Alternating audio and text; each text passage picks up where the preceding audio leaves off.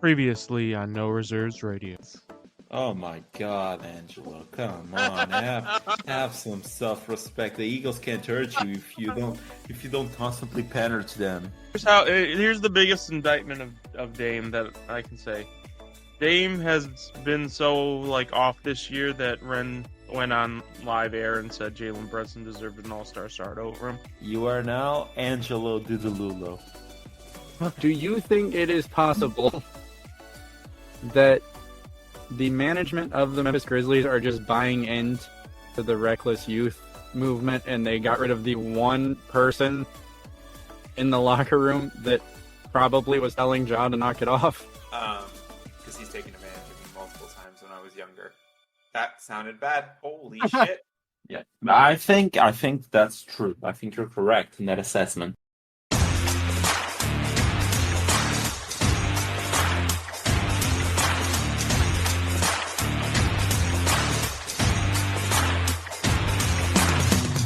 What's going on, guys? Welcome back to No Reserves Radio. I'm your host, Rehn. With me, as always, Angelo.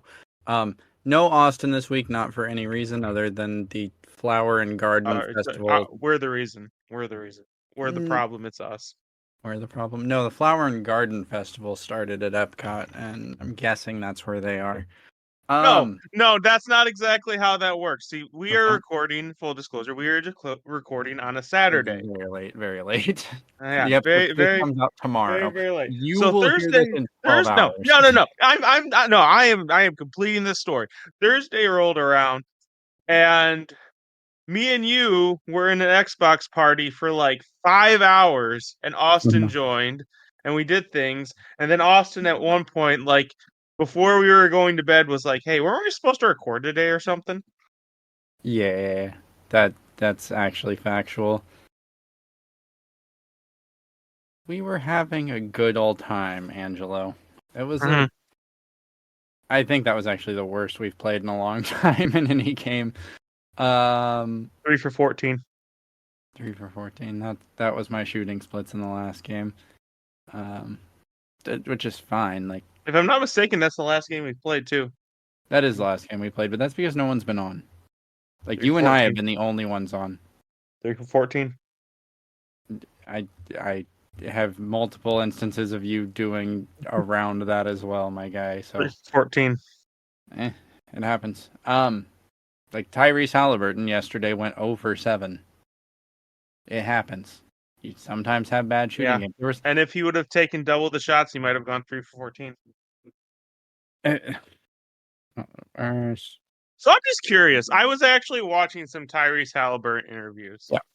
And who was he talking to? I think it was JJ Redick he was talking to. Mm-hmm. And he was talking about players getting acclimated to the way he likes to do things and just the general flow of the offense. And you might actually like this because you were also a pass first point guard and you have plenty of experience with being that. So his pet peeve, and there's going to be a smile on your face when you hear this. His pet peeve is when someone gets a rebound and doesn't pass it to him and waves him off. Oh, absolutely. Absolutely. It's so if you know, and even if you're someone that's humble like Tyrese, right? If you know you are the best playmaker on your team and someone else waves you off, they might be a better scorer, they might be better at creating their own shot, right? But in terms of the health of the offense, there's no one that is on that Pacers team that should be initiating the offense if it's not Tyrese, if Tyrese is on the floor. And yeah, that's it's very irritating. I am 100% in agreement with Tyrese there. So the story, you'll love this because once again, you're a Pacers fan. The story that this eventually led to is when Bruce Brown first got on the team, he had to teach him to give him the ball. So recently, not recently now, but they made a trade for Pascal Siakam. Correct. And the first game, I believe it wasn't against the Raptors. Who was the Trailblazers? The first game against the Trailblazers, after the first rebound Pascal got, he passed it right to Tyrese, and Tyrese just had the biggest grin and smile and expression on his face and says, "Oh, this is gonna work." Yeah, that's one of the most. If you're a play initiator, like, it's really frustrating to see a play developing and your big just either starts dribbling it themselves or chucks it down the court, and then it ends up with either a worse shot Knocks it down the attempt. court. Mm-hmm. Yeah. Mm-hmm. Go on. Um, it ends in either a worse shot attempt than what you saw or worse transition, or like, God forbid you have a lead and you're trying to close out a quarter and your team is pushing the pace as you're like trying to slow it down because you know that like the other team's been on a run, and yeah, you've got a 15-point lead, but you had a 25-point lead 2 minutes ago. And like there's no sense of protecting the ball and being someone that controls an offense. Like it is very frustrating when someone else tries to do that and you can see it not working.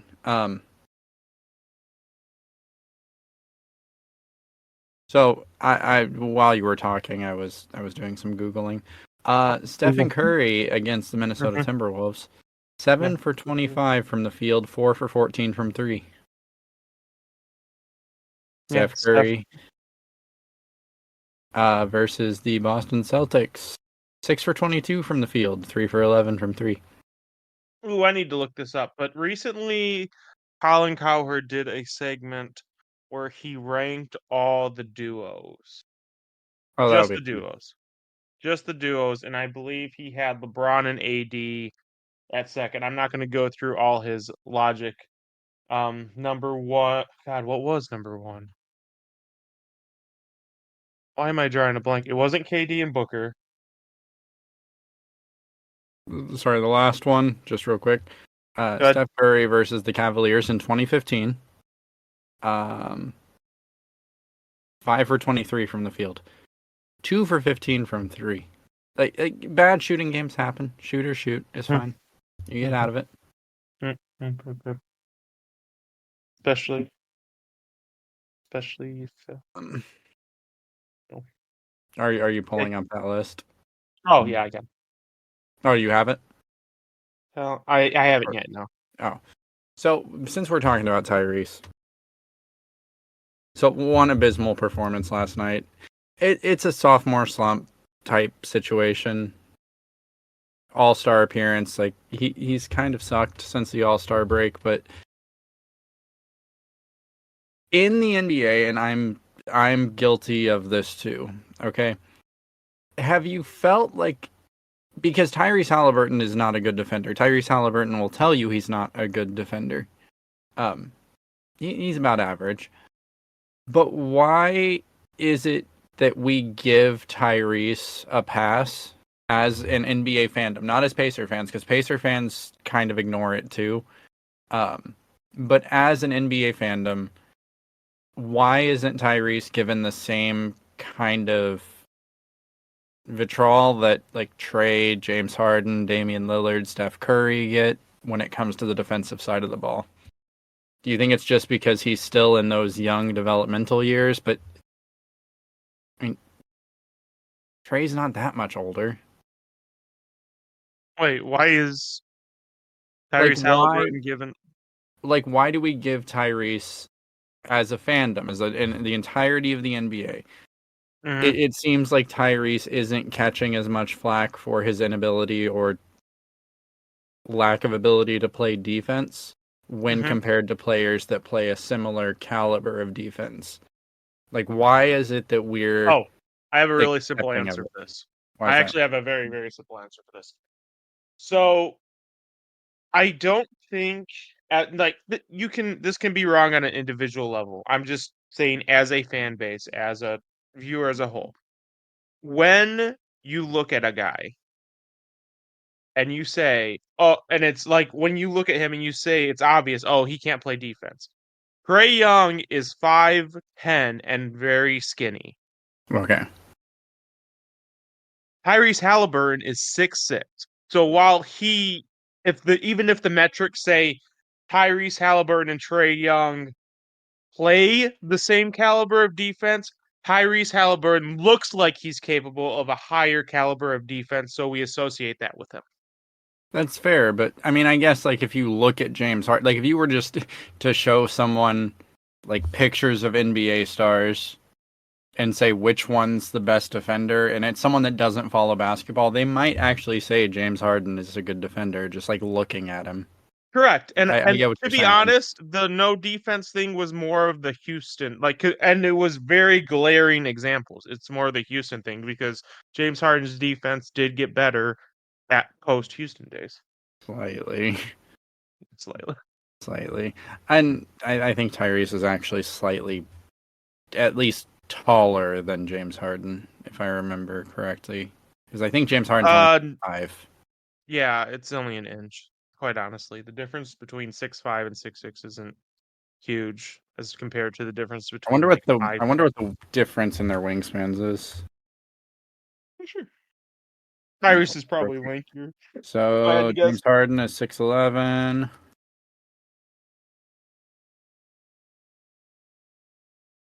I royally screwed up that typing. Holy mother of God, I'm embarrassed by that one.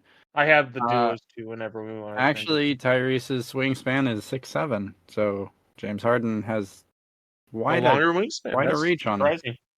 Surprising. But James Harden's also like stockier. Like there's a lot more muscle there, so like he looks like if you ever look at like bodybuilders, like even if they're big, like Arnold is like 6'3", but he looks like 5'2" because he's just so thick.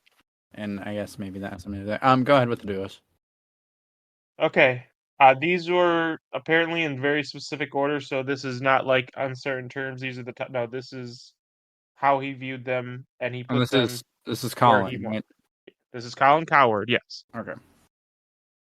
Stop me when you disagree, or if you want to talk about the duo itself. Are you starting one up or are you coming down? Which one would you prefer? If I'm gonna disagree, I would go one up. You mean okay? So 1, 2, 3, 4, 5. Okay. Yeah. So start from his number one. Nikola Jokic and Jamal Murray. Is this current? This is current. He literally released this yesterday. Okay, and this is only current players, how they're playing right now. Yes. I don't have a problem with that one because I think that Jokic. I don't know about Jokic, how they're playing right now. He one of his logic for LeBron and AD was AD is playing top 10 defense. LeBron can contribute on the offense, and there's a championship between them. So I don't have a problem because I do think that there's very few point guards I put above Jamal Murray. That's right. I mean, there's a list, but there's very few people. There is no one I put above Nikola Jokic in the NBA right now. So let's honestly talk about, even though we haven't gotten to LeBron and AD, let's talk about that dynamic of having an elite offensive player and an elite defensive player as a duo. Is either Jokic or Murray, and I'm saying Jokic is bad at defense, but he's not an elite defensive player. Yeah. Would that make it easier to game if you don't have someone elite at defense? No, because you can play an elite team defense. Like you can have a bunch of role players that, and I'm using the term role player loosely, because there are players. Aaron Gordon. Aaron Gordon is a complete system player. He has bought into the defensive system of the Denver Nuggets. So I don't think you necessarily need elite players in either facet. I think you can win by just being really, really good. And that's what we saw with the Denver Nuggets. The dynamic, it's beneficial. Like if you look at the Miami Heat, having the Jimmy Butler and Bam Adebayo, the Minnesota Timberwolves, Karl Anthony Towns and Anthony Edwards with Rudy Gobert, you can't overstate how valuable it is. Is it necessary though? Debatable. Okay. It's debatable because again, the Nuggets just won the NBA championship. And they did it by just having a bunch of players buy into the system. So I think buy-in is more important than talent to a degree. Now, when you have a player that's of the caliber of Nikola Jokic and the freaking explosion that was Jamal Murray in the playoffs. Has Jamal There's Murray? nothing you can do to game plan for that. There is Is nothing. Jamal Murray slowly becoming like Jimmy? Like he has quiet in the regular season, just like good. stupidly locked in. Yeah.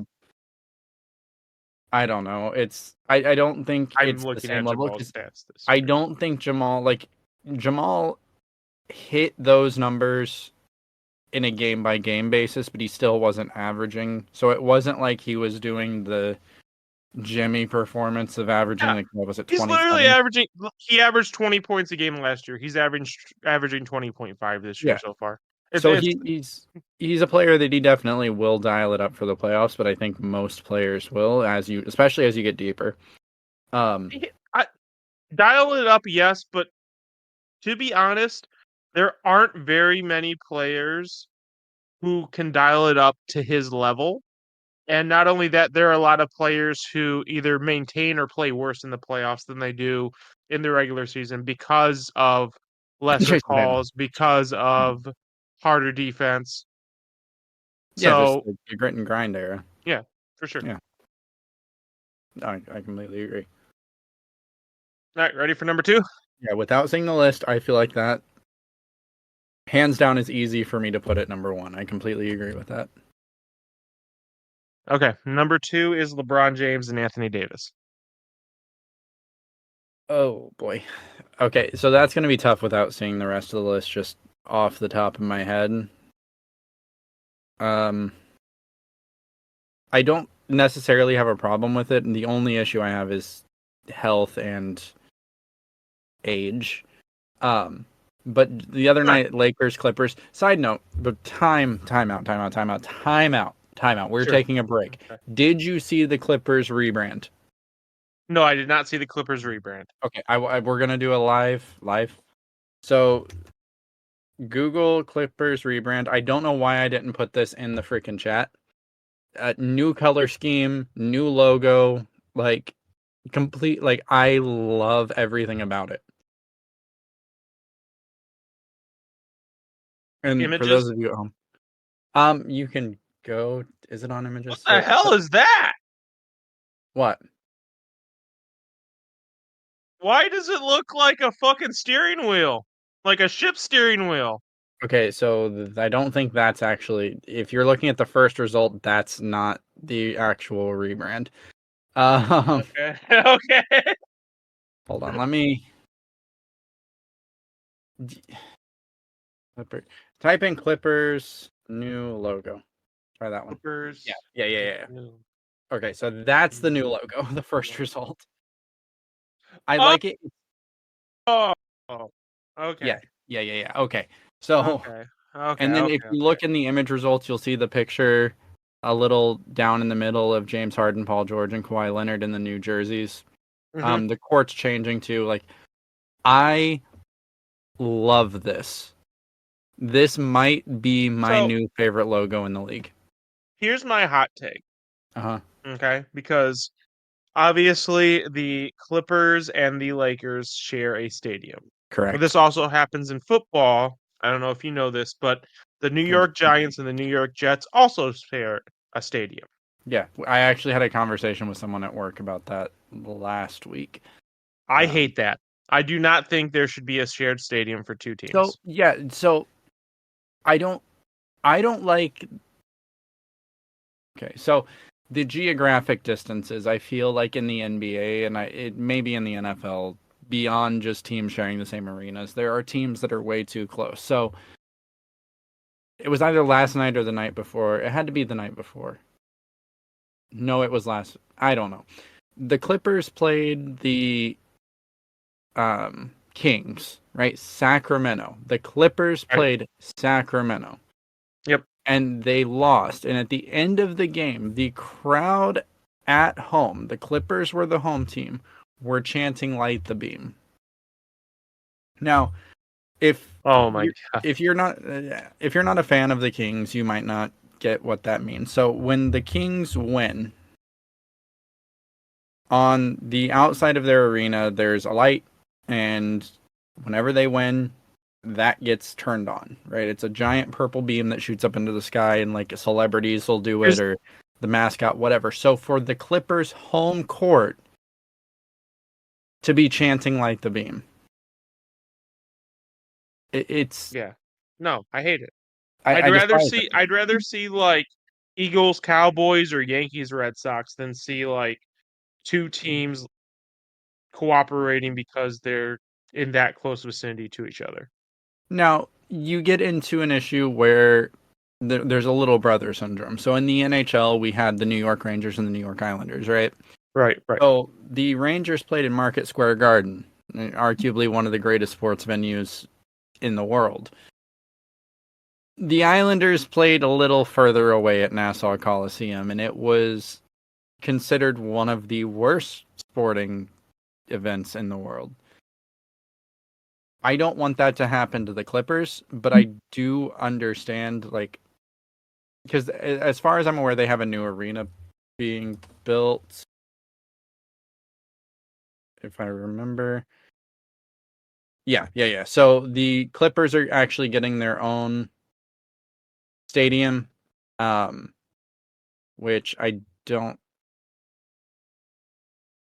I have a map of the LA Metro, but I don't remember where crypto is.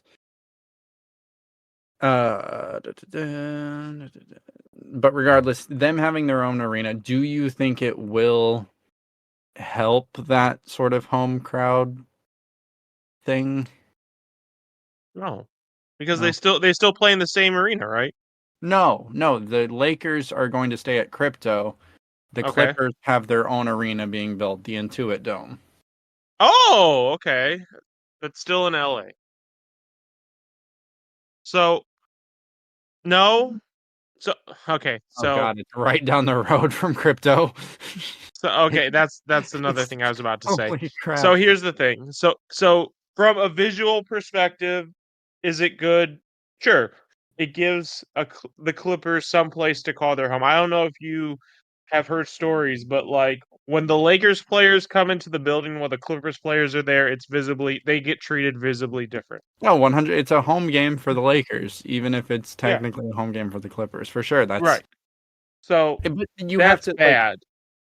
But Okay, that's bad. but Go ahead. to be fair, the Lakers have like 100 years of history and a lot of championships. So So it's like the so Clippers desperately need a franchise or a victory. Like they so I need. Go ahead. Sorry, I'm just on a tangent. so I understand like the need to separate from that. And getting your own stadium, your own new facilities is great. But the fans are already integrated. So it's not really going to change A, how the people in LA view you, and Yet, B, the fans' reaction to you. I still yet. think right. I still think there's going to be a lot of that same feeling that there is currently. So I think one of the things that's important to know is the the growth of the Clippers as a fandom. Um, over the last decade, they say that the number of fans of the Clippers has doubled. It wasn't a lot prior to, but I think that when you have I don't want to call them the Showtime Clippers, but we went from the Chris Paul, Blake Griffin, DeAndre Jordan era, and now we're in the James Harden, Kawhi Leonard, Paul George. Like, it's definitely helping to kind of win some of those fans over. Do you think it's possible to maintain that growth? Because they are growing as a fan base, right? There are people that live in LA that just are not fans of the Lakers for whatever reason, or they're coming in from other cities and they want a team, but they don't want to root for the Lakers.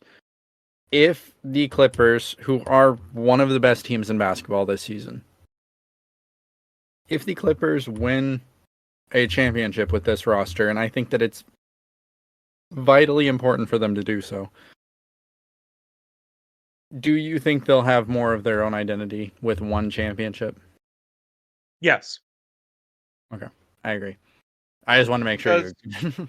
Because as I've said multiple times, winning cures all ills. That's the reality. You can disagree with it. You can say winning isn't as or championships aren't as important in a player's like legacy, but winning overall does cure all ills, whether you are a player or whether you are an organization. If Trae Young won an NBA championship this year, he would not get nearly as much hate as he does. I don't know. I think people still. That's fact to me. I That's complete fact to me. I think he would get less, but people just don't like Trae. Yeah, no, I'm not saying for me. I'm just saying No, I'm saying like people in general just don't like Trae. Like there's something about him that people don't like. I think it's because like he looks kind of like an old man, but also a baby at the same time, and he's so cocky. Yeah, I think there's just something about him that people don't like, and I can't put a finger on it. But so the new arena is going to be in Inglewood, and it has a capacity of 18,000.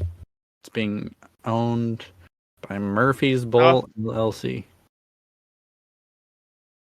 That's actually kind of interesting because the arena will host the 2026 NBA All-Star Game. That's good. It will the first event in the arena will be Usher's Past, Present, Future tour, which is September 21st through 25th, 2024. I don't think there's any plans.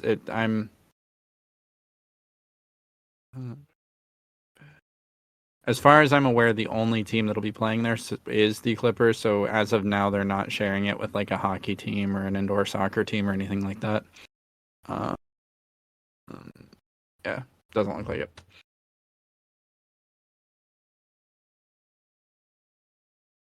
Oh, it'll have 1,100 toilets and urinals, 3 times the league average. Fact that you looked up what the league no, average it's on the was. Wikipedia page, but that's actually a big deal. That's actually a big deal. That's 3 times. So, Angela, when was the last basketball game you went to? A long time ago, right? You're not gonna like this. You've never been. I've never been. You've never been. I mean, you live far away, so it's fine. No, I don't. I live an hour from the stadium. What are you doing? So NBA games or NBA stadiums are notorious for having long waits to get into the restroom. Mm-hmm. And like you will miss half a quarter just waiting to pee. So having 3 times the number of toilets and urinals is a big deal. The Clippers. Oh no. The Clippers will display basketball jerseys from high schools in the rafters. Oh, when you don't have history of your own, you'll just take from the local high schools. That's bad. That's bad. really bad. Facility is 85,000 square feet for practice, 55,000 square feet for offices, 25,000 square feet for medicine, and an additional 40,000 square feet for retail, and a 260,000 square feet for outdoor plaza. Anyway, that was a derailment. Continue the list. Sorry. I didn't know if you had seen the Clippers rebrand. I love it. I think they had one of the worst logos in sports, which is saying a lot because most like baseball teams and most football teams, like their logo is just their name in different typefaces. Yeah. I think the Clippers were probably worse than most of those with just the CH or the CL inside the basketball. Okay. It looked Before I so move bad. on with this list, let's play this game. What is the worst baseball logo you can remember? Since I know you don't watch baseball. The worst baseball logo. Yeah, like the thing that just disgusted you the first time you saw it. Probably the White Sox. It's just a The sock. what? It's just a White Sox. It's just a sock.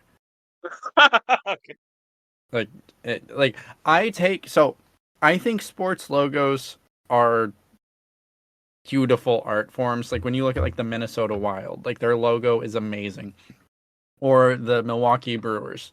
Like that is a fantastic logo, and I don't know why in some sports, and the NFL and the MLB are the some sports I'm talking about here, they don't take more pride in logos. Like, even if you have a name, like, why do you not associate a logo with that name in some instances?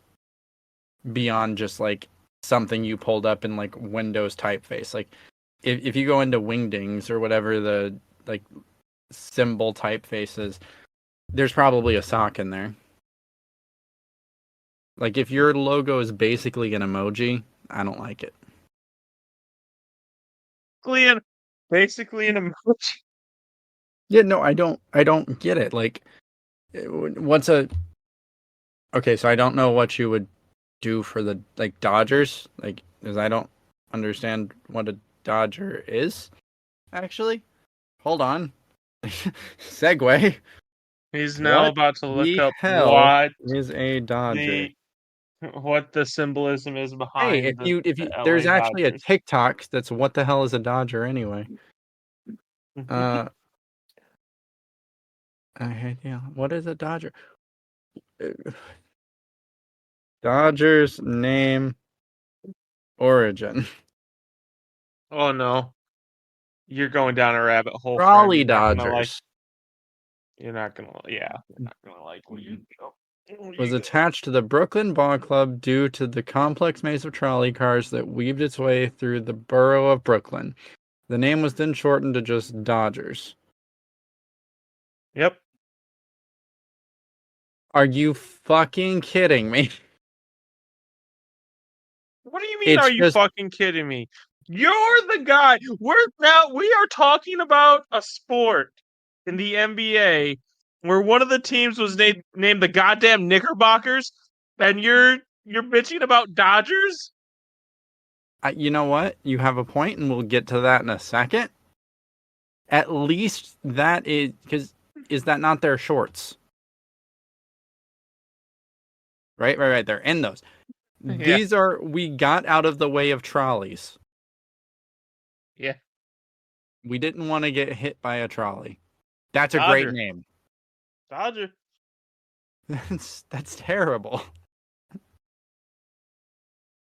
I know what a Dodger is now. You could just have a guy jumping out of the way, out of the line of a train. That could be your logo. So Terrible anyway, on logo, to but it's a number terrible 3. name. Uh, Segue. segue. Jason Tatum and Jaylen Brown. I'm fine with that. Yeah, there's not really much. There's not really much to say about it. You do want to see playoff success, so maybe I would rate them a little lower. That was Uh, actually his reasoning behind putting LeBron and AD yeah, above. just because, like, I You've made the seen them joke. win. I made the joke in the group chat last year where I sent a picture of the I think it was Ruffles with Jason Tatum on the bag, and I said, "Hey, there's a choking hazard on this bag." Just because they haven't done anything yet, and the They made an talent's there NBA for sure. Finals. They made an NBA Finals. They made an NBA Finals. But this is my point. This is my point. Because Jason Tatum hasn't won an NBA Finals, but he's got there. He hasn't won one. Yeah. You say a Ruffles bag is a choking hazard. So there is some validity to the statement that the No. championships are. Yes, there is. So there is an argument to be made. One of my soundproofing foam just fell on my face. There is an argument to be made. Disagrees with what you're saying.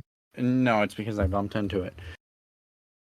It's the one right by my chair, so, like, I always lean on it, and I may have ripped the adhesive off. It's fine. We'll fix it later.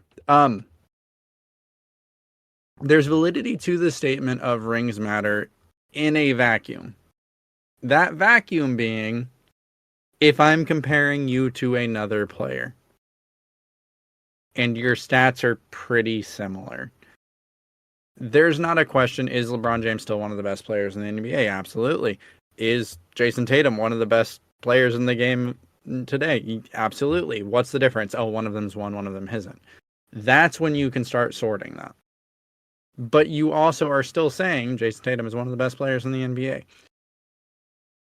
I'm just saying I would probably put them at 2 if they had won an NBA title, because as of today, I think they're a better duo. I think they're more talented than. Let me with. There's a caveat to what I'm about to say. I think Uh-oh. that Jason Tatum and Jaylen Brown are a better duo than Anthony Davis and LeBron James today. Mm-hmm. But given the fact that they have not done anything in the playoffs besides make it to the Eastern Conference or make it out of NBA a weak Finals. East. Yeah, out of a weak East. I can't say that they're better. That's so far the only one that's given me pause, though. Number 4, Kevin Durant and Devin Booker. Ooh, I really want to know who 5 is because I'm really not feeling them at 4. You're really not gonna. This list is about to take a. Yeah, this list is about to take a nosedive. But go on. It's gonna take a nosedive. Oh yeah. Oh yeah. Oh yeah. You're gonna love 6 through 9. You are Because gonna I love six. feel like Kevin Durant and Devin Booker each have their own gravity that's For sure. among the top in the NBA for sure. I question the fit and how well they play together. I think they're better individually than we give them credit for as a duo. Oddly Um, enough, we talked about defense and offense, and you know, do like God. Why can't I think of words? Shying away from weaknesses. Oh, covering up someone else's weaknesses. yeah, But the Suns are just score 140 points a game and hope that's yeah, enough. absolutely. That, that's going to be their plan going into the playoffs. And you know what's crazy? I might pick them. Maybe not to come out these, but I might pick them in some series because of that. Because at the end of the day, yes, Devin Booker and Kevin Durant and Bradley Beal. That's pretty tough to beat. That's pretty tough to beat. Oh, this is hard because as much as I want, like, because individually each of them are better than the players, like the duos I would put ahead of them. I Yes. just, as a duo, I don't think that they do it for me. I think Kawhi Leonard and Paul George is a better duo. I think Donovan Oh. Mitchell, Evan Mobley, I'd probably put above them. That's about where I draw it. So I think 7 is where I would put them. Yeah, you're going to love 6 through 9. Alrighty. Sabonis and Fox, actually, I'd probably have above. Just because, like, for me, I think the synergy. I think that's super important for me personally. And even though I think that Devin Booker and Kevin Durant are better players than Domantas Sabonis and De'Aaron Fox, I think De'Aaron Fox and Domantas Sabonis' synergy makes them a better duo, if that makes sense. No, 100% makes sense. I don't know. What's next? Who's next? So, the last sane pick, I'm going to call it the last sane pick on this list. Number 5, Kawhi Leonard and Paul George. Yeah, I know. Like I said, I'm Yeah. tempted to put them, like, I would put them potentially 1 higher. They're playing ridiculously well, You know, dude. the Like, Clippers, legitimately, I might pick them. When we get to our playoff predictions, I might pick the Clippers to get out of the that's West. a crazy turnaround because Yeah. like in the offseason entering this year, maybe not me as much, but you definitely were like the Clippers are always that team that's 1 year away and then the next year never comes. No, for sure. 100. I will gladly admit I was wrong if they're able to turn it around. Like, I think that, again, we were just talking about buy-in. It feels like everyone on this roster has realized they're old. I just realized that everyone in this They're roster running has out of looked into the time. mirror. They had that hard conversation with them. Like, Paul George was sitting there shaving his goatee one day, and he was like, "Man, that's some gray hair." Shit. And so Paul now there's George is just younger than both of us. so now there's that buy-in that didn't exist prior. Make sense? Yeah, no, it makes sense. Um, All right. Because there's a lot of first-time ring winners on that team if they win. Okay, that Yeah. was I used to watch or listen to Colin Cowherd. So like you said that was the last sane pick, so I'm a little concerned. Are you ready for the cliff? This is where the cliff Let's hits. go. Full send. Number 6, Steph Curry and Draymond Green. Absolutely not. Absolutely not. Oh god. Oh, yeah. Yeah. I Don't worry. Don't worry. It's back of the napkin. Back of the napkin. I don't even have these two in my top 10. Steph Curry, hands down. absolutely a great Hands player. down. Absolutely. As a duo, like you're basically what Colin's saying is just attack someone from Golden State on with Steph and Steph carries them to the top 5. Sure. I guess if you're just going off production because Steph Curry is that good, but absolutely not. No. Just no. He did. I will give him credit. Like in the little thing I watched, he did say something along the lines of, "Steph has to carry the offense because Draymond isn't giving you much on the other end." Draymond's not giving you much period right now.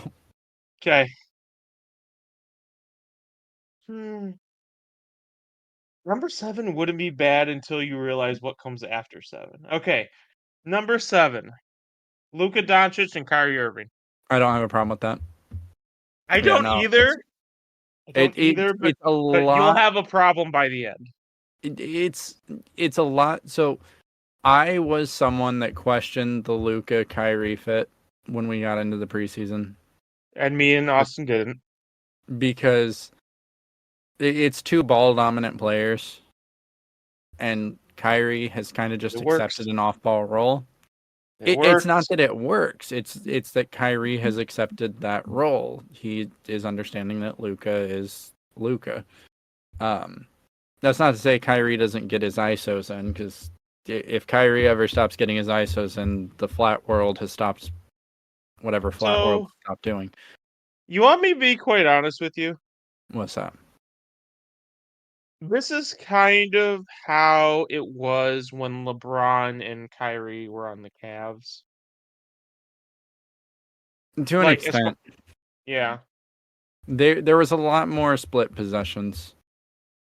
Yes, 100%. Because the thing is, the LeBron James I think is completely capable and willing. Not, I don't want to say willing, but he's elite off the ball. He doesn't need the ball in his hands to be effective. He can rim run all day. And the benefit you're going to get from that is just as valuable, if not more so, than his playmaking ability. Right. So like it's similar, but not. Luka without the ball in his hand is. I mean, not he's as good. threatening. I understand but that. it's not. So I think Kyrie has low key gone on this whole arc where like he started thinking that he was always going to be in the shadow of LeBron James and then like denying that role and trying to find his own way. And it eventually led him back to the same role that he had on the Cavs. And he's kind of learned to accept that maybe this is what's best for his outlook in his career. If he doesn't win another title, do you think that he'll always just be LeBron's sidekick? Kinda, yeah. That'll be sad, because like those Kyrie years prior to LeBron's return, they were impressive. Oh, Kyrie was electric. The problem was the Cavs weren't winning any games while Kyrie was electric. Hey, he was That's scoring a lot of points. that's the problem. No, He was averaging Kyrie like was 21 electric. The and Cavs 9. were not. I still remember that. I think it was the Rising Stars game when poor Brandon Knight got crossed I'm up. taking this off a tangent on the tangent I already took it off of, but I like wake up sometimes and I marvel at like when did the Cavs become good at building teams? Because it wasn't the last 2 decades. Yeah. Look at the state of where the Cavs are now. Okay. So let's talk about where the Cavs are. They screwed up LeBron the first time. 100%. 100%. LeBron came back Yep. and brought Kevin Love with him. Yep. How much team building did they do? And then Oh, no. That's what I'm saying, though. That's my point. When did they get good at doing this? they aren't. That's what You I'm don't trying to even tell now. you. You don't think they are? I think this is the best they've been at Homie, constructing a roster in a while. like 3 years ago, 4 years ago, what was the future of the Cavaliers? It was Colin Sexton. Yes, 100%. You struck gold with DG the PG for sure, absolutely. Darius Garland. Yep. Evan Mobley. I Yep. mean, if you follow basketball, you knew Evan Mobley was gonna be good. But that's So, like it was an obvious pick. It's not like they're doing Evan some like Mobley's not a Danny. bust. Listen, Evan Mobley's not a bust, but Evan Mobley has not developed the way I envisioned it, at least. Really, he's Yeah. almost like to this point in his career, and I think there's still It's tons of more room the to grow. offensive game. It's not the defensive game. It's the offensive game. I don't think But it's. to what extent do you want him? I guess like what is the expectation? Because you have Darius Garland and Donovan Mitchell. You're right. There's only so many points that can go around, and I guess that's true. his greatest value to that team is the defensive side of the ball. But the point I'm making is like there's not really been a lot of team building involved here. It's just kind of striking gold. This isn't like Jared Danny Allen Ainge. trade. Eh, Max Drew signing was good. Max Drew's got a fucking pink diamond card in 2K. I think they've definitely been a lot better since LeBron's first stint. Oh, And for I sure. think they are I'm not. big. I'm not So disagreeing. I do think that the Cavs general I'm management and just front office as a whole has I'm improved. just saying, like, when did the Cavs start becoming a somewhat respectable organization that's run by decent? I don't know. Like I don't I haven't followed the front office moves of the Cavs as closely. Like the Pacers, it was when Larry Bird stepped away and Mhm. finally like Kevin Pritchard was given the reins to actually like build the team. For sure. And because when Larry was here, because Larry's still president of basketball operations, but when he was actually making the decisions in the front office, like again, we traded Kawhi Leonard for George Hill. Why? Because George Hill's from Indianapolis. He played ball at IUPUI. Mhm.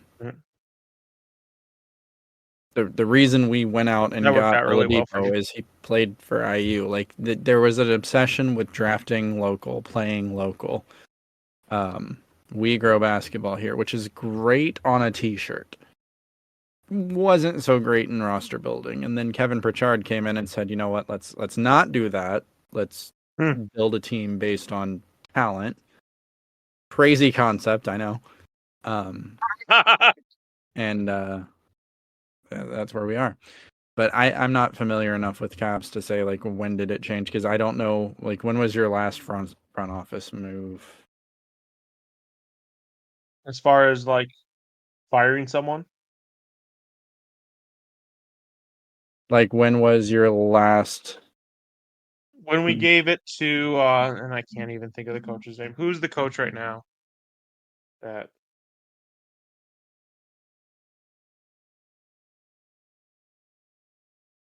JP Bickerstaff. When we gave it to JB Bickerstaff.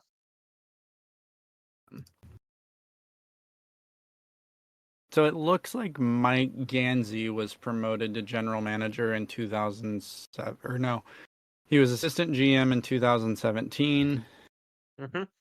and he was promoted in 2022. So that kind of Yeah, lines up. yeah. When JP Bickerstaff. Yeah. Kobe Altman was the previous general manager.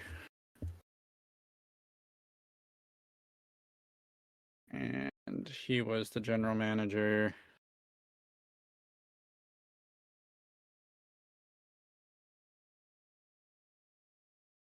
So they know. Okay, so he took over as GM July 24th, 2017. This is Kobe Altman.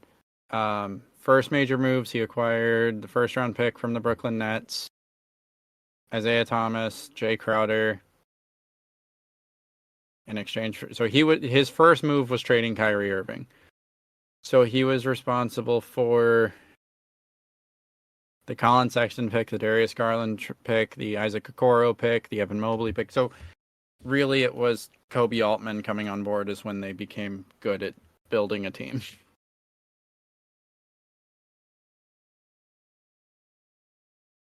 Yeah, Or no. him being promoted because he was the assistant GM before that. So yeah. But anyway, on to the list. On the list. 1, 2.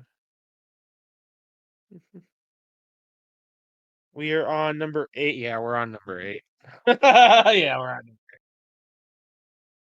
I'm actually quite interested to see what you think about this one because I could see the argument, but then let's go low. Number 8 is SGA and Chet Holmgren. Well, okay. That's tough. I get it. I get it. But there's no way you can put this duo this low and then have Draymond in the top. No. I Like, told if you're you, going to commit to them being good now, 6 through and 9 is the roller coaster. I'm telling you. Anyway, go on. Sorry. I fully agree with them being in the top 10. Okay. It just simultaneously feels too high and too low. They're such a hard team to rank, quite honestly. Yeah, for Because sure. A, they're so young. B, they have so much. Go on. Sorry. Yeah, they're, like you said, they're young. There's a lot to prove for this team. There's a lot of, I mean, we've already had a bunch of off-court drama with the Josh Giddey situation earlier in the year.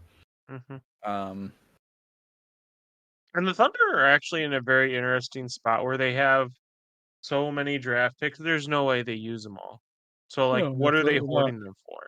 They have to make trades with those picks at some point in time. So part of me thinks they're holding them potentially with the assumption that if the team doesn't see success, if Shea leaves, there's a quick turnaround. You can trade those pieces for established players. There's not as much of a heartburn for a rebuild. Given the team success, I don't think that's as much of a thought anymore. And I'm interested. Like, why didn't they make a move during the trade deadline?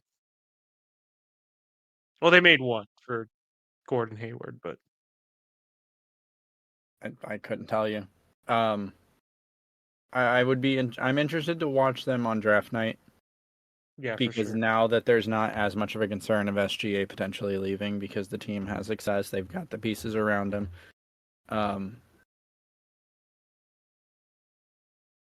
Will they make what can they trade for? Like that's the thing. You've got to like. They have the here's the weird thing. They have the assets to probably trade for anyone in the NBA. Yeah, for Quite sure. literally. The question is who's available, which is a weird question. Like who? So like, are they waiting for the next disgruntled superstar to request a trade, and then they're gonna pull the trigger on that? I'm curious. I'm trying to look at their cap for next year. By the way, they could do 2 Rudy Gobert trades, and they'd still probably have at least 6 picks, I mean, they got a lot of money available. and they could sign someone. They have a lot of money. They could just trade picks straight up for stars. Yeah, Holy crap. They only have one player above they have 2 players above 15 million. One is Shay's one. SGA. Yep. The other is Lou Dort. Oh, that's a bad contract. It's not a Regardless, terrible contract. It's only 15 mil. I guess. It's like a veteran contract. I guess. Yeah, they're in a good space. I hate the Thunder. All right. Are you ready for number 9? Who this is along with the Steph Draymond is what makes 6 through 9 probably the worst spot. Are you ready for number 9? Tell me the first player, and I'll see if I can guess the second. Oh no! If I give you the first player, you'll guess the second. Or wait, do you mean guess 10 or give you 10 and I'll have you and you see if you can guess 9?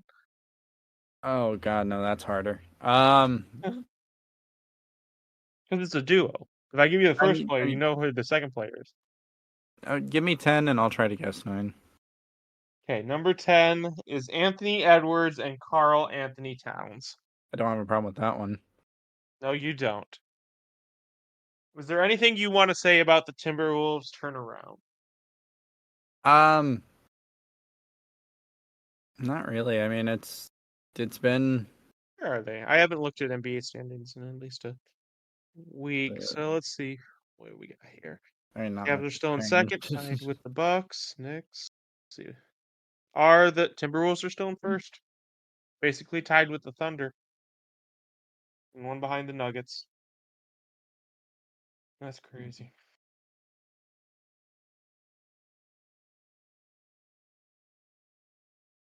The Celtics have been so dominant, the top team from the West would still be like 5 games out of first. Yeah, The no, it's Celtics haven't crazy. lost a game in their last 10 games. Okay, so That's just crazy. top duos. Uh-huh. Names missing so far: Domantas Sabonis and De'Aaron Fox. It's not them, correct? Correct. You're going to be so mad when you figure this out. Okay. Is it Jimmy Butler and Bam Adebayo? No. Holy crap! Um, Like, so I don't mad. think Joel Embiid, Tyrese Maxey should be up there, but I think with Joel being injured, he's not eligible. No. Like, really obvious. Okay, so Colin Cowherd is a big market nut job. Is it Jalen Brunson and Julius Randle? No. Are you ready for number 9? No. Give me a minute. Okay. Ja's Like, injured. it's really obvious, dude. It's really obvious. Like, it should be higher. It should really be higher. Okay, who's number 9? Giannis Antetokounmpo and Damian Lillard. Oh my fucking god. Should it be higher? You don't think it should be higher than 9? Because of Giannis, yeah. Yeah. But that goes with my should Steph and Draymond be higher because of Steph? Yeah. But Damian Lillard's been okay since the All-Star break. I was about to say Dame's still like mid-20s per game scorer, 3-point threat. Giannis is basically Draymond except, times 10. Like, I don't know.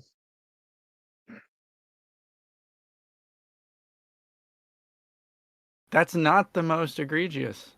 You don't think that's I thought that was egregious when I first saw it. I don't. And the reason being is, as great as Giannis is, Dame's looked a lot better over the past few weeks. I think he's shooting 52% from true shooting percentage over the last 12 games or something like that. But the season as a whole, it's not been a Damian Lillard season. It's been really lackluster, and I can't say that I would put them higher. I would put Giannis higher for sure, but as a duo, I would not. I don't know if I would have them on my list. That would be a fun thing. I don't think we should do that here. We'll do our own lists, and on next week's episode, we'll just rifle through them real quickly for who we think the best duos in the NBA are. Just because it would be a lot of silence of us just sitting here thinking. Oh yeah, did you do it right Full now? Oh yeah, for sure. full transparency. This was not a very prepared episode. If you remember Angelo saying that we forgot. Um, but yeah, I don't know if I would have Giannis and Dame higher than that. I think they'd be on the top 10 for sure, but 10 or 9, that doesn't feel that wrong just because Damian Lillard has not had a normal Damian Lillard season. Now, if this was Dame last season with Giannis this season, absolutely, that's 1 or 2. Um, I just don't think Dame has really had that great of a season. Should it be higher than Steph and Draymond? Absolutely. Um, but again, there's other names missing from the list. Bam and Jimmy, um, Sabonis and Fox, Halliburton, Siakam, or Halliburton, Turner. If you really want to get into it, I think they've been more productive. Randall Brunson, like there's a lot of really good duos in the NBA, and I don't know if Giannis by himself puts the Bucks duo ahead of them. Probably above the Halliburton Siakam duo, at least for now. But out of the ones I mentioned, like I don't have him above Fox Sabonis. I don't have them above Randall Brunson. By the way, neither of them made the top 10. I know that's what I'm saying. Like there's far like the omissions were worse than the inclusions.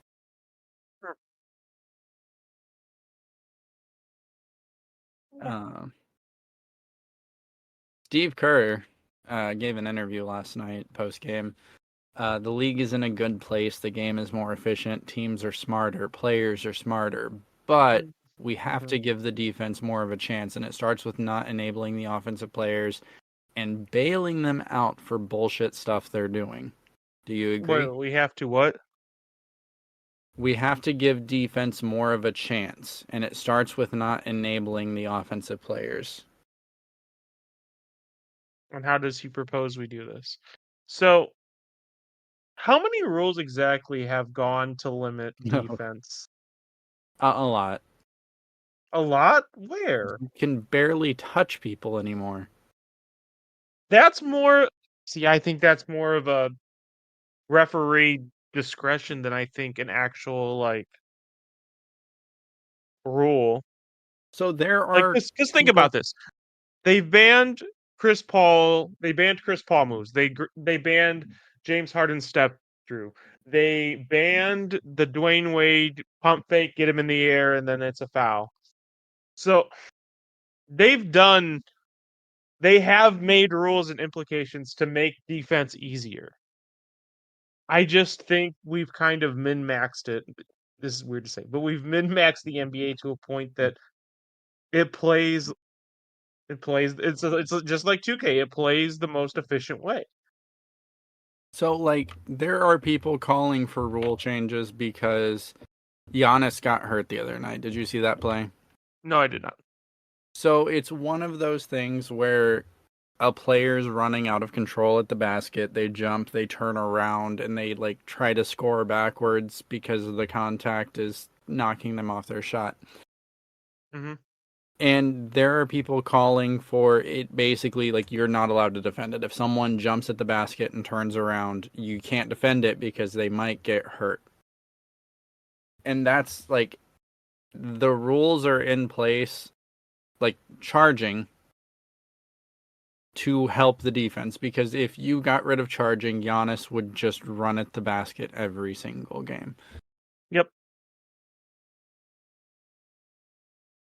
There's too many rules allowing offenses to just do whatever they want.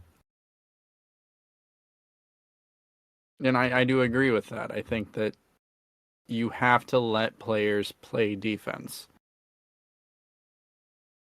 The only, like, imagine if in football you couldn't actually hit someone. Like, you couldn't, and I'm not saying hit. I'm saying, like, you couldn't wrap your arms around them and softly drag them to the ground. I'm not saying, like, hit stick. I'm saying, like, if in football you couldn't do that, how would that impact defense? We've already seen that in football, though. You You can't haven't. hit a you can't hit a quarterback below Yeah, the quarterback. legs that's standing in Yeah. the pocket. Yeah. You can't.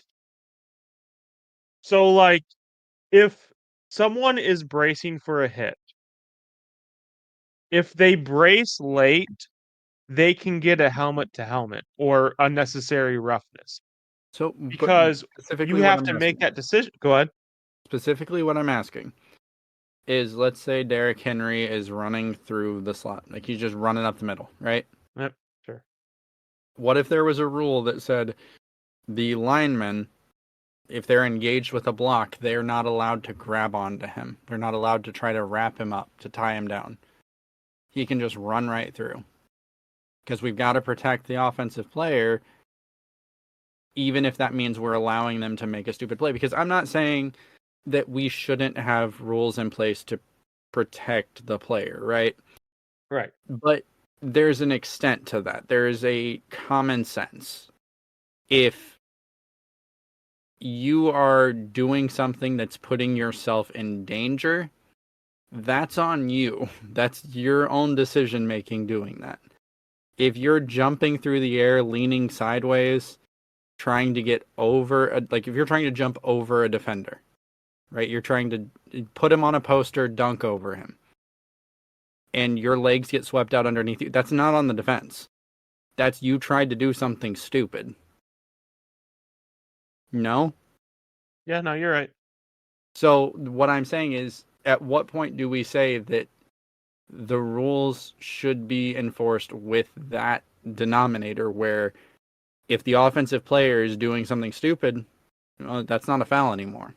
Right, but I see. I agree with you, but I think that's more of an officiating thing than a rule thing. That's more of,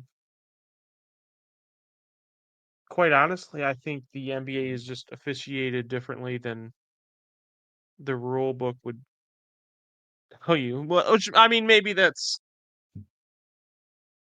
purposely. Maybe that's more on the discretion of Adam Silver. But But is there not merit to the fact that putting it on paper? what are you going to put on paper? Don't do anything stupid. Not necessarily, but if you're saying that the defense is not at fault if a player jumps into them backwards, or See, here's the thing. When that has to be a rule, you've lost the plot. Because if you need a rule that basically says, "Hey, don't reward people for being fucking stupid," then you've lost. You've lost the battle already.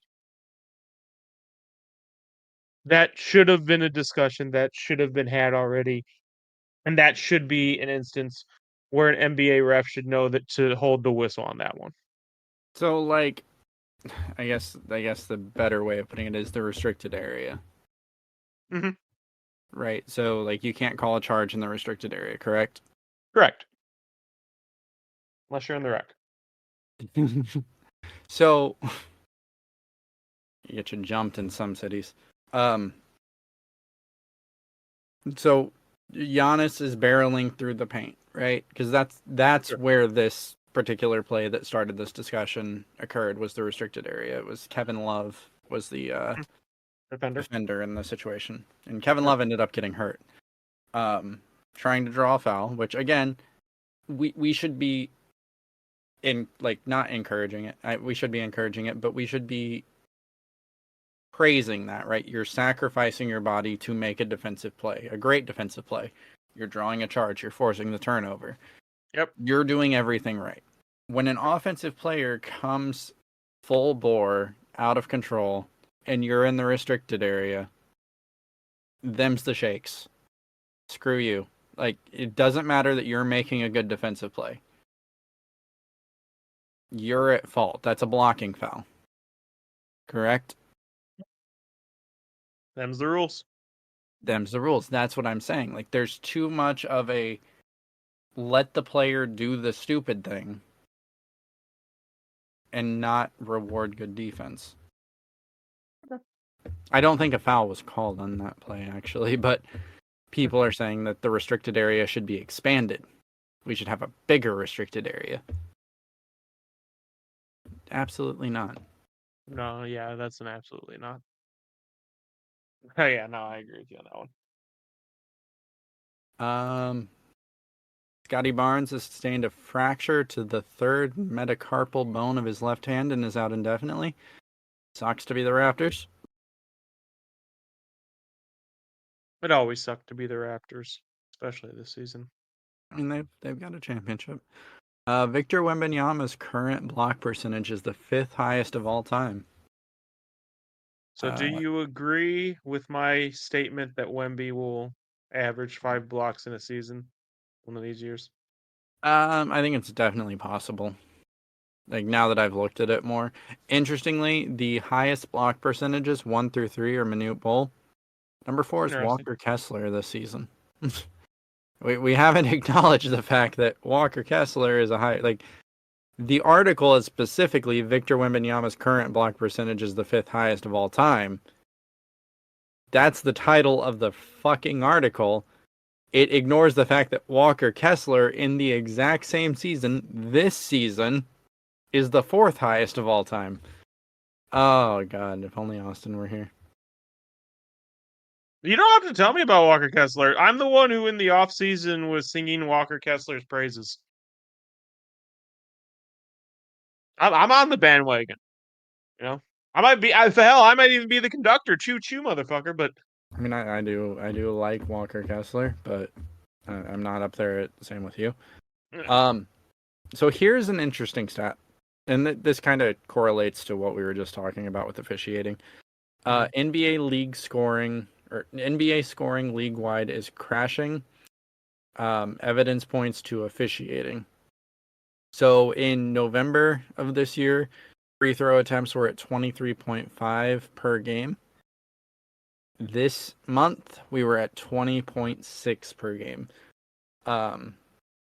Just an interesting kind of anomaly. I wonder if perhaps I'm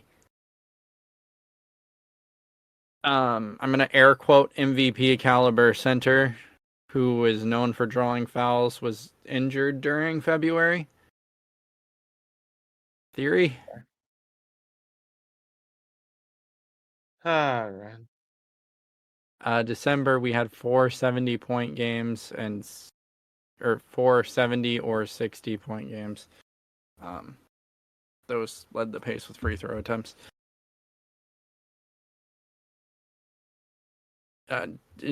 Just decided to look. 76ers with Joel Embiid averaged 29 free throw attempts per game, 20 without Embiid. So by himself, he lowers the league average by like 0.4. December to February, Giannis went from 12.8 to 9.9. Luka went from 9.7 to 8.5. SGA went from 9.5 to 7.5.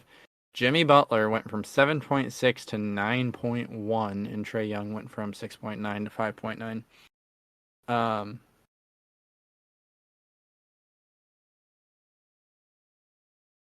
Yeah, I don't know.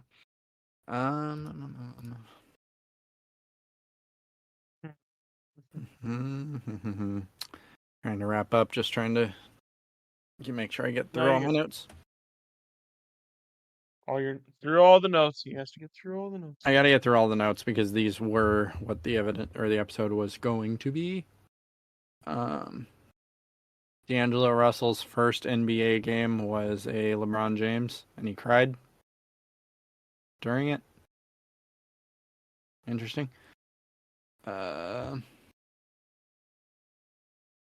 Imagine knowing you're about to get cooked isn't the funnest experience. So, I mean, he was a child.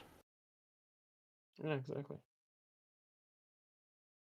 Russell Westbrook broke his hand. That's one I didn't see. That's actually one I didn't see. That's unfortunate. That's 4 to 6 weeks though, so he should be back before the playoffs start. Sacramento Kings are 7-3 against the Nuggets, Timberwolves, and Thunder. They are 3-3 against the Pistons, Hornets, and Blazers.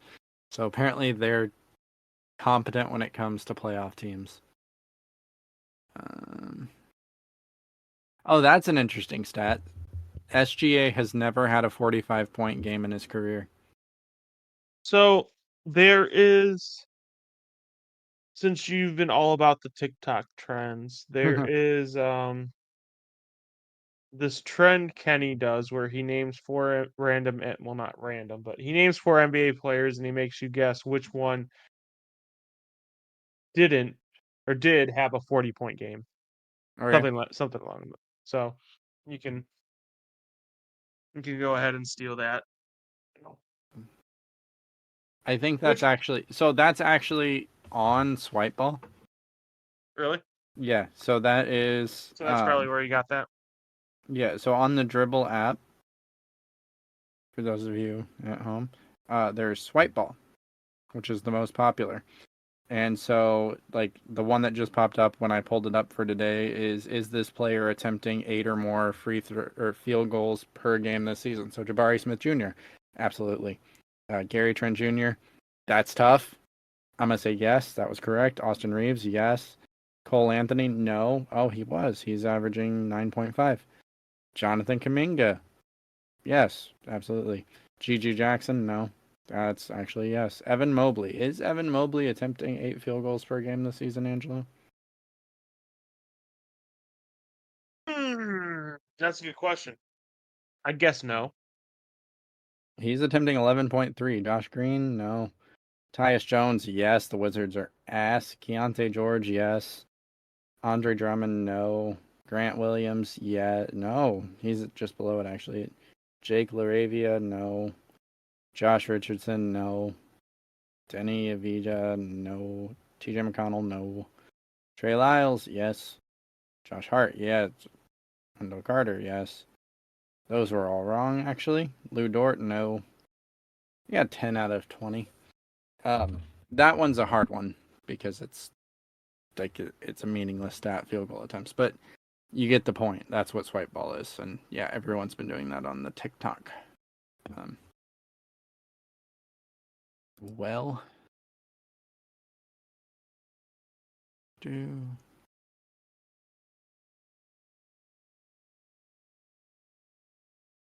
I got nothing. You got anything else? I got nothing else. Yeah, all the rest of my notes were like relevant to topic ideas I had. Guys, follow us on socials at No Reserves. Follow us on whatever pod platform you use. Leave a like, comment, review, all the fun things we ask you to do. Besides that, we will see you next Sunday. Angela will see you on Tuesday for the football podcast. Will there be or Thursday? Will there be a Tuesday episode this week? I know you and Alex were talking about it. We're still talking about it, but as of right now, there is not. Okay. Well, if you're subscribed to us on your podcatcher, hit the notification, and you will know if there's a Tuesday episode. We will get more consistent with those. It's just kind of in limbo right now. But Angelo and Alex have an idea to do a little off-topic episode. If those are your thing, do you want to just say like what the like, or do you want to keep it under wraps? We'll keep it under wraps for now. Keep it under wraps.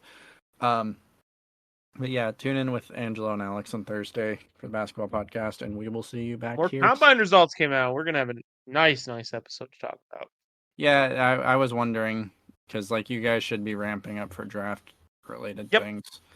So yeah, if you're into football, let me tell you, it really sucked doing those 2 episodes. Like especially the last one when you know the combine is like 2 days away. Yeah, from like absolutely.